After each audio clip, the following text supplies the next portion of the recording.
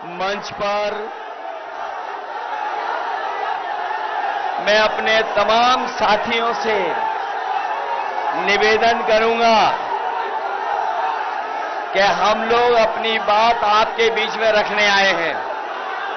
मैं जानता हूं कि आपका उत्साह बढ़ा है, जोश बढ़ा है, लेकिन ये उत्साह और जोश हमें अपनी वोट डालने की तारीख तक के लिए रखना है। इसलिए मंच पर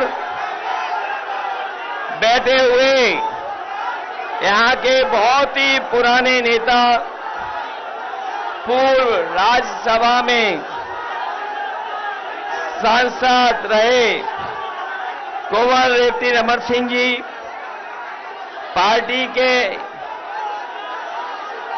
कांग्रेस पार्टी के प्रत्याशी और इंडिया गठबंधन के प्रत्याशी नौजवान साथी उज्जवल रमन जी, प्रमोद तिवारी जी, प्रदीप मिश्र जी, अरुण तिवारी जी, नरेंद्र सिंह जी, महफूज खान साहब, हमारी पार्टी के विधायक संदीप पटेल जी, समाजवादी पार्टी के जिलाध्यक्ष और हमारे समाजवादी पार्टी के सभी संगठन के पदाधिकारी, कांग्रेस पार्टी के सभी पदाधिकारी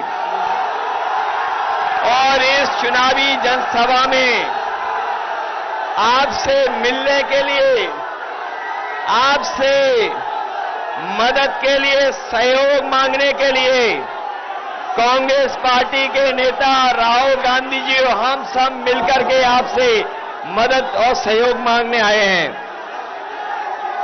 अभी हम लोग फूलपुर लोकसभा से लौट करके आए हैं। जैसा यहां जोश देखने को मिल रहा है, वैसा ही जोश उत्साह फूलपुर में था और इस इलाके में ये पहली बार उत्साह नहीं दिखाई दे रहा है। मुझे याद है जब मैं पिछले चुनाव में आपके बीच में आया था, आज तो मैं आपसे बोल भी पा रहा हूं।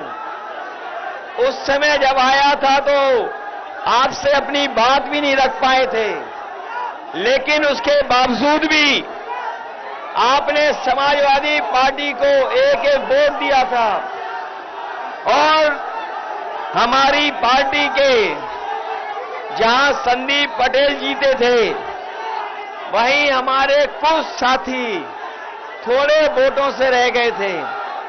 ये चुनाव कोई सामान्य चुनाव नहीं है। ये चुनाव सामान्य चुनाव नहीं है 2024 का। ये चुनाव लोकतंत्र बचाने का है। जिस तरीके से संविधान मंथन हुआ था, उसी तरीके से इस बार संविधान मंथन होने जा रहा है। एक तरफ वो लोग हैं जो संविधान को खत्म करना चाहते हैं, दूसरी तरफ हम और आप लोग हैं जो संविधान को बचाना चाहते हैं। बताओ, संविधान बचाओगे? यहां पर जो हमारा किसान खड़ा है, जानता होगा उसकी आय दोगुनी नहीं हुई। किसान ने आत्महत्या कर ली और दिल्ली की 10 साल की सरकार में 1 लाख किसान आत्महत्या कर चुके हैं। इन्होंने किसानों की आवाज दबाने के लिए न जाने क्या क्या किया। पुलिस प्रशासन और आंदोलन को समय समय दबाने का काम किया, लेकिन किसानों का आंदोलन रुका नहीं। आने वाले समय में जहां किसानों की मदद होने जा रही है, उनके कर्ज के लिए व्यवस्था की जा रही है, वहीं उनकी खुशहाली के लिए फसल की एमएसपी देने के लिए भी कानूनी अधिकार बनाने जा रहे हैं।